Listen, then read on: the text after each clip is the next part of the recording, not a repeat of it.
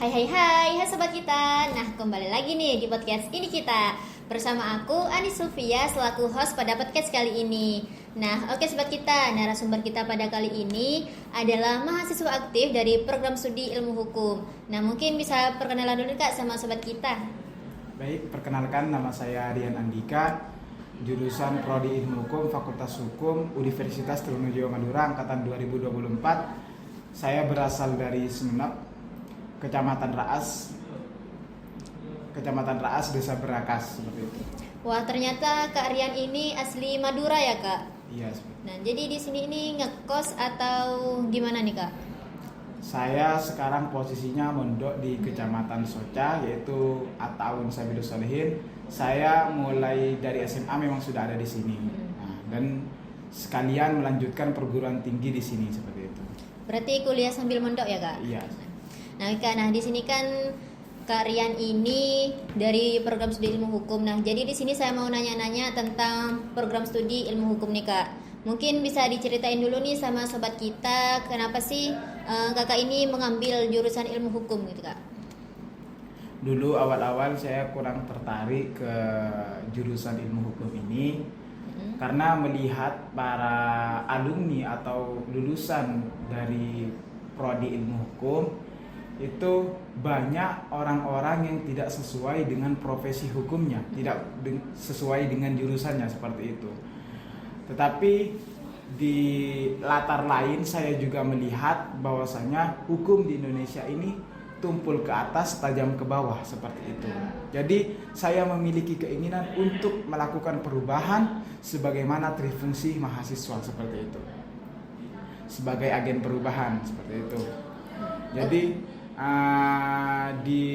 dengan saya memiliki keinginan dengan belajar di Fakultas Hukum sehingga saya paham terkait hukum, terkait politik yang ada di negara kita ini, dan lebih mudah saya untuk melakukan perubahan di negara Indonesia ini, seperti itu.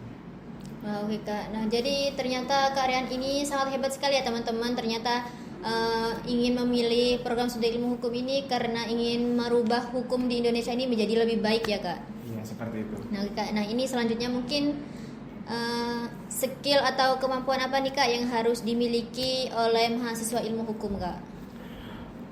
Kalau menurut saya skill dan kemampuan itu cuma dua.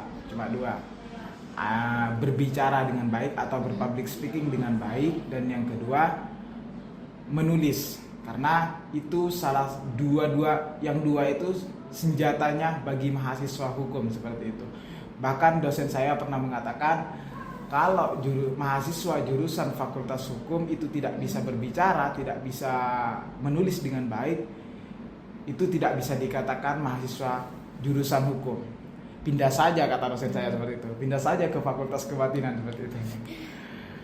Wah, ternyata kalau di program studi Ilmu Hukum itu kita harus pinter public speaking dan juga menulis gitu ya, Kak, karena emang identik dengan berdebat gitu ya, Kak. Iya, sesuai dengan profesi-profesi hukum ya, mereka kayak advokat itu harus bisa berbicara, membela kliennya untuk memenangkan di persidangan, seperti itu. Dan sama juga halnya seperti notaris, dia harus pandai menulis terkait surat-surat yang diminta oleh para kliennya, seperti itu. Oke, Kak. Nah, mungkin ini selanjutnya ada gak sih, Kak, pengalaman Kakak selama kuliah ini yang membuat Kakak ini merasa lebih siap untuk berkarir di program studi Ilmu Hukum ini, Kak? Kalau terkait pengalaman, karena saya masih semester 1 di Universitas Trunojoyo Madura ini, mungkin saya kurang lebih dalam mengetahui dunia kampus, seperti itu. Tetapi ada saja pengalaman yang saya alami selama 1 semester ini, contohnya seperti seminar pendidikan anti korupsi dan seminar-seminar yang lain yang berkaitan dengan hukum, seperti itu. Dan saya dengar dan saya lihat di semester 3 itu nantinya akan ada MCC yang dimana mahasiswa semester 3 itu wajib mengikutinya untuk memenangkan lomba Piala Dekan, seperti itu. Di MCC itu mahasiswa harus berperan sesuai dengan profesi hukumnya. Contohnya seperti advokat, seperti hakim, seperti jaksa, seperti panitera. Di sana mereka mempraktekkan di persidangan seperti itu. Wah, ternyata kalau pengalaman dan juga ikut seminar-seminar itu sangat berpengaruh besar ya Kak untuk kita. Iya, sangat berpengaruh besar. Karena kalau kita cuma mengandalkan materi di kelas itu cuma 10% lah atau 25% lah paling banyak. Selebihnya kita harus mencari di luar. Contohnya seperti tadi seminar, pelatihan-pelatihan atau ikut organisasi internal maupun eksternal seperti itu. Wah, benar sekali nih Kak. Nah, mungkin ini selanjutnya nih Kak, kan ini udah 1 semester nih.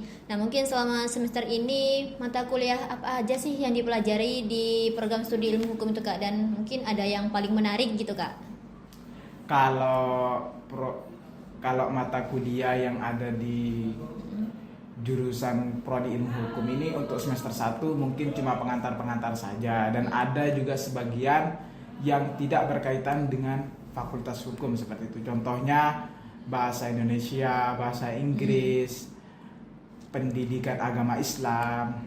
Ya, kalau yang berkaitan dengan hukum ada juga seperti etika dan tanggung jawab profesi, ada pengantar ilmu hukum, pengantar hukum Indonesia, ada ilmu negara, di situ juga dipelajari. Biasanya di semester 1 itu cuma pengantar-pengantar saja. Untuk lebih dalamnya biasanya nanti dilanjut di semester 2, semester 3, semester dan selanjutnya seperti itu. Berarti ini kalau masih semester awal itu emang kayak mata kuliah dasar-dasarnya saja ya Kak. Yes. Jadi untuk mengetahui nanti tunggu semester selanjutnya nih Kak. Iya, seperti itu. Nah, oke Kak, nah mungkin ada gak tantangan terbesar yang Kakak hadapi selama kuliah di prodi hukum ini Kak, dan bagaimana Kakak ini menghadapi tantangan tersebut? Kalau di semester awal ini yang saya rasakan itu tantangan terbesarnya yaitu tugas dari dosen, tekanan dari dosen, dan deadline-nya kurang memungkinkan untuk kita selesai mengerjakan tugas seperti itu. Maka bagaimana cara kita menghadapinya? Ya kita harus minta tolong ke senior, minta tolong ke teman-teman kita, karena kalau kita mengandalkan diri sendiri mungkin kita masih banyak kekurangan seperti itu. Jadi perlu kita untuk mencari relasi, entah di organisasi internal maupun eksternal, entah di media sosial seperti itu. Berarti emang relasi itu sangat penting ya Kak, apalagi kita yang maba ini sangat membutuhkan teman dan juga relasi gitu Kak. Iya. Nah, oke. Nah, ini yang terakhir nih Kak, mungkin ada pesan dan juga kesan untuk para calon mahasiswa yang ingin memilih program studi ilmu hukum nih Kak. Kalau pesanan kesan saya terhadap generasi selanjutnya yang mau masuk prodi ilmu hukum, jadi jangan takut, karena di media sosial sekarang banyak orang yang mengatakan bahwasanya jurusan yang tidak berguna itu adalah jurusan hukum. Itu salah. Kenapa saya mengatakan salah? Karena kalau kita takut kepada ucapan tadi, itu siapa yang akan membenahi atau memperbaiki hukum yang ada di negara kita seperti ini? Sedangkan di negara kita ini masih banyak kekurangan. Contohnya ketidakadilan masih terjadi di negara kita ini, tentang human right dan citizen right-nya masih belum tercapaikan di negara kita ini. Koruptor masih banyak, hukum-hukum masih belum ditegakkan, masih untuk rakyat biasa masih ditindas, untuk rakyat yang menengah ke atas atau yang kaya raya itu masih diberi keringanan seperti itu. Jadi marilah kita mulai dengan diri kita masuk di fakultas hukum. Mari kita lakukan perubahan di negara kita ini. Kalau bukan kita, siapa lagi yang akan melakukan perubahan di negara kita ini seperti itu. Oke teman-teman, mungkin pesan dari Kak Rian ini sangat berguna banget nih teman-teman. Apalagi buat para calon mahasiswa yang ingin masuk prodi ilmu hukum, jangan ragu. Apalagi prodi ilmu hukum itu sangat penting untuk negara kita ya Kak. Iya. Nah, oke teman-teman, mungkin itu saja podcast kita pada kali ini. Sebelumnya saya ucapkan banyak terima kasih kepada Kak Rian yang sudah meluangkan waktunya untuk menjadi narasumber pada podcast kali ini. Nah, untuk sobat kita, jangan lupa stay tune terus ya di podcast ini kita. Jangan lupa like postingan YouTube postingan ini kita dan juga IG ini kita. Nah, terima kasih teman-teman. Sampai jumpa. Aduh.